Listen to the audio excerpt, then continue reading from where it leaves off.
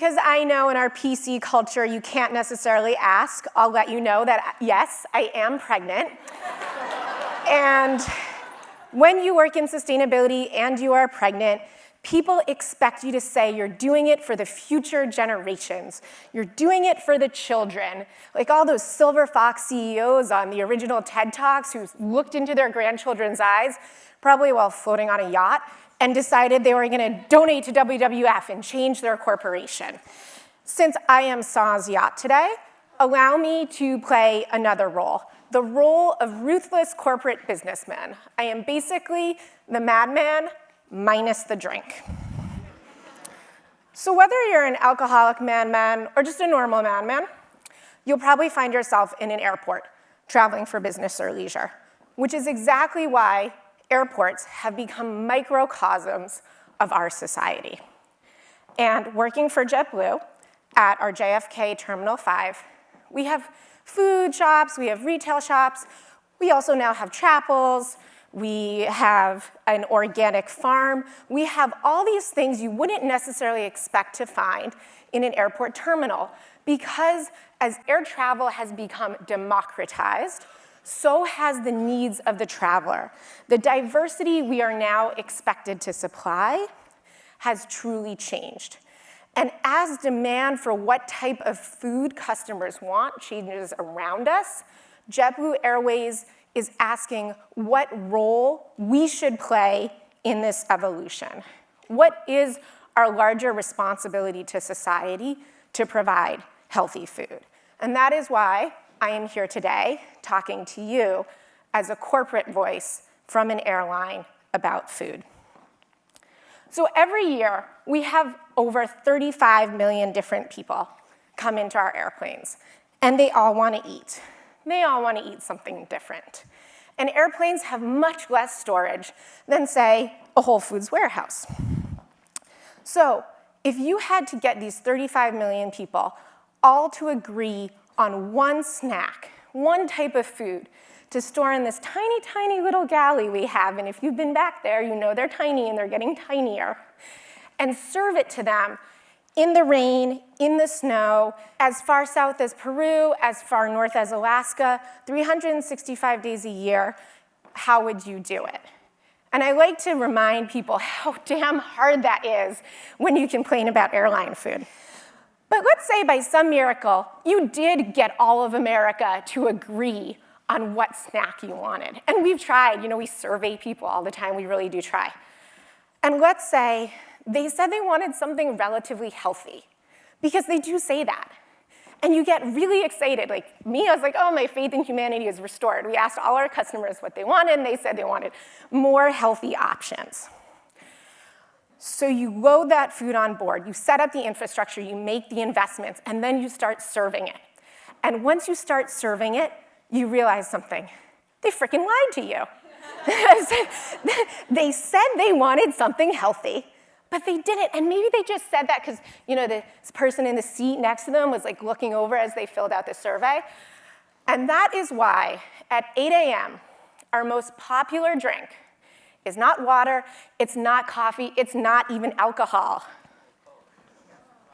So what would you do?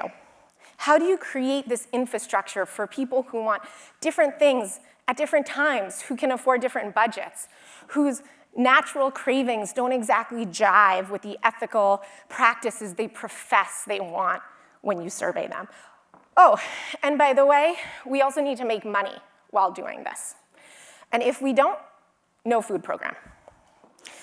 These questions are obviously not easy to answer, which is why my coworkers and I who work on food have not tried to answer them 100%.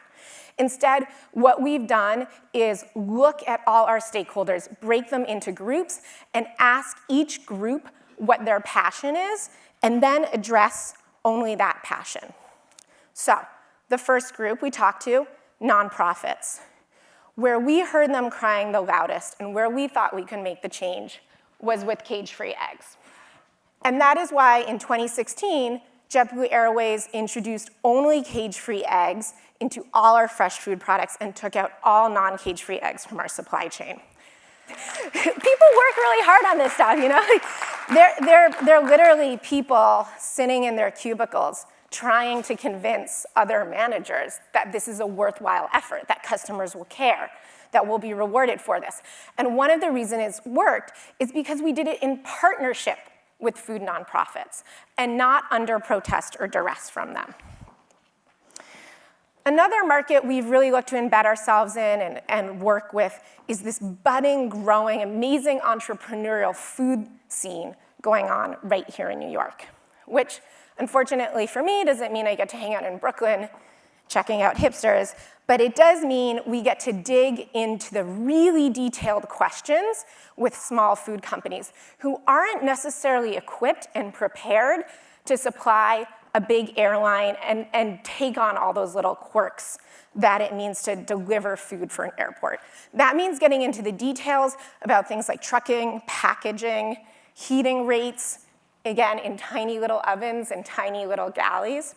And that is why we created an in-house mentorship program where JetBlue invites small, budding entrepreneurials, usually for food and beverage, to come work with us on exactly these details. And just for 1 second, we forget the price. We don't worry about what it would cost, and we imagine how it could be possible. And that's how we've gotten with Hot Bread Kitchen and Bronx Hot Sauce now on board at JetBlue. And the people who serve you on your flight, the people behind the counter of the coffee, we also asked what they were passionate about. Turns out what they wanted to see a change in was composting. And that's because they are the ones who see firsthand the mass amount of food waste going through an airport. So thanks to them, we now have a composting program for our JFK terminal with a 99% clean sort rate, which goes to upstate New York and comes back. It's not me, that's all them. Comes back to our organic farm as soil right here at JFK. And not to be forgotten, the folks flying in Mint, our equivalent of first class, we asked them what they wanted. Healthy organic food, including blue marble ice cream, yes, this time actually from Brooklyn, and a beautiful array of choices to go with it. This is where you really get to deliver on what people dream about. But all of this doesn't answer what most people want to eat, because most of those 35 million aren't in first class. And what they want is affordable, healthy choices. And affordable has to mean by their definition of affordable, not mine or yours. So we've introduced things like fresh fruit, fresh vegetables, quinoa salad and kale salad, all with great financial success and customer satisfaction. In conclusion, I'm afraid we'll never get America to agree on one favorite snack. And I have thought that our desire for salt and sugar will continue to overrun what we profess to be our choices on surveys. So JetBlue is a mirror, a reflection of where we really are on food, not a high, lofty ideal of where we wish we were. But we are determined to be part of the solution in creating a more equitable food system. So if you are a food producer, a maker, or an eater, I urge you to keep demanding from us, keep supplying from us, keep knocking on our door and asking why we don't have more. Because after all, it really isn't so bad up there. Thank you very much, guys.